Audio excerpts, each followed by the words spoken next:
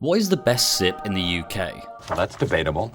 There are basically two schools of thought. With those schools of thought being fees and features to keep things simple. A SIPP, or self-invested personal pension, is a savings account that offers flexibility in your investment choices and is available to anyone under the age of 75, which will allow you to put money away with tax relief for your retirement. The government directly add 20% to the funds that you contribute, and you can claim a further 20 to 25% in tax relief if you're in a tax bracket above the basic rate.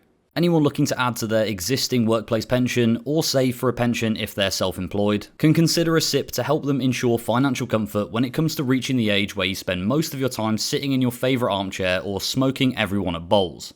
But what broker offers the best SIPP? Well, while that decision is completely up to you, and whether to even set up a SIPP in the first place is entirely your responsibility, we're going to show you the SIPPs with the lowest fees for all investment brackets, whether you're a small, medium, or large investor. We'll also talk about some of the other features you might want to consider when deciding the best SIPP for your individual circumstances and preferences. When deciding which SIPP is the best, fees do play a big part. But there are many other factors to consider here, such as the broker's customer support, how easy it is to transfer out of the SIPP in future, and many other things, including whether your employer can contribute to the SIPP. This isn't something you need to worry about if you're self-employed or a company shareholder, as your business will always be able to contribute. But most brokers don't offer the ability for workplaces to contribute, but there are some exceptions. In order to cover as many variables as possible, we've decided to give you the best SIPPs in terms of fees across the 3 different investment sizes. Please note, when calculating the fees, we have considered that investors will make one monthly ETF investment, make no withdrawals, and will use a DIY option where possible. Meaning if a broker offers the ability to make your own investments or manage your investments for you, we've always favoured the option where you choose your own investments. Starting with investors that have a smaller balance, we'll be looking at accounts that are good options for those that have between £0 to £10,000 invested into them. Remember that if you're a long-term investor, then you will probably expect your contributions and balance to grow over time. So don't just take the recommendations in this section as a definitive answer. You should also consider how you'll be affected if you move from the small to medium balance bracket. At the time of recording this video, there are actually 2 options that tie for the cheapest small balance SIPP on the market, Vanguard and InvestEngine. Both of these brokers charge a very competitive 0.15% fee for their SIPPs, meaning that if you were to hold £10,000 in your account with them, you'd pay just £15 a year in additional fees. This, of course, scales with your balance, but for the smaller balances, Vanguard and InvestEngine beat out any other broker on the market. The only small issue with these 2 is that they won't allow your employer to make contributions into it, so if you're in full-time employment and want to set up a SIPP to add to your existing pension portfolio, and your employer is willing to contribute to it directly, then you might want to look elsewhere. The cheapest option that allows your employer to contribute within this investment bracket is Fidelity, who will charge you £53 on your £10,000 balance, which is quite a big jump compared to the other options that we've mentioned, but they are offering something that they don't. And if you want to get your hands on a free cheat sheet to help you find the most popular funds to invest in on a variety of brokers, I'll link that down below.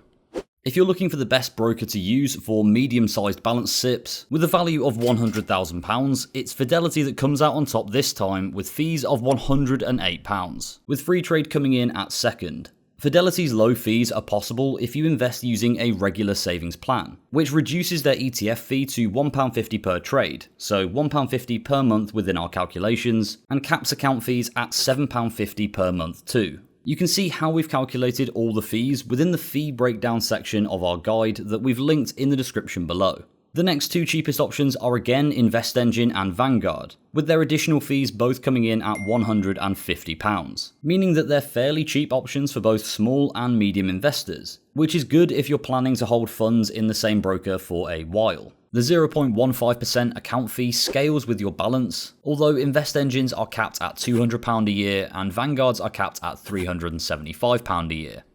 Moving on now to large balance SIPPs, which we're classing as a balance of around £500,000. Once again, Fidelity is the cheapest option to use, with free trade close behind. Interactive Investor come in 3rd place and they charge a monthly fee of £12.99 or £155.88 a year on SIPP balances over £75,000 in the Pension Builder plan. And they also give you the option of having your employer contribute into your pension as well. If you're an existing Interactive Investor customer, this will be the cheapest SIPP for you at this investment level, because you can add on a SIPP for £5 to £10 per month, depending on your overall balance within it.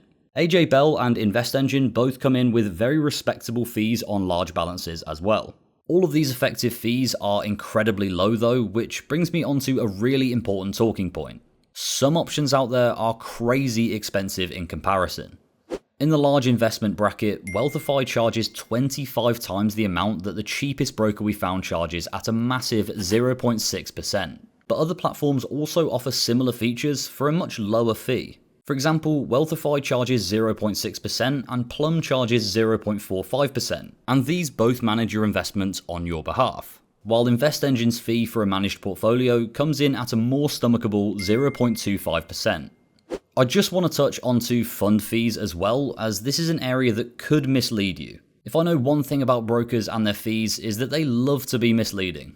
Fund fees are charged for the continuous management of the funds that you're investing into and are charged by the fund managers, not by the broker that you're using, making them different to platform fees. What we've focused on here are broker fees, the fees they're charging you in addition to the fees that funds take. Also, just to be clear, the fees that you'll incur from investing into a specific equity fund are consistent across all brokers that offer that fund. So if you were to invest into Vanguard's VWRP fund, the charge would be 0.22% whether you use Vanguard, InvestEngine or Hargreaves Lansdown to invest with. The broker's charges for their SIPP is then charged on top of the fund fees, and it's only by comparing broker fees that you can get an accurate look at how much you're really being charged for a service. This video is up to date at the time of publishing, but in future it might become outdated. I've linked our webpage down below, which will be easier to keep updated, so if you're looking for more up-to-date numbers if anything changes in the years to come, you can go and have a look at that. If you want to know how to set up a SIPP, and if you want to know all the ins and outs of how they work, I'll leave a tutorial for that on screen now.